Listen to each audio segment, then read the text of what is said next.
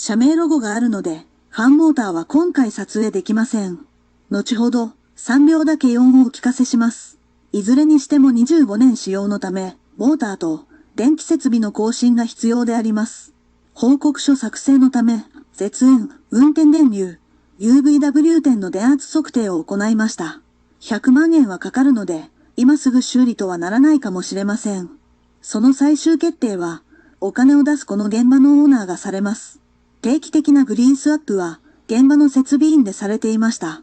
バスタブ曲線の末期ですから、寿命であります。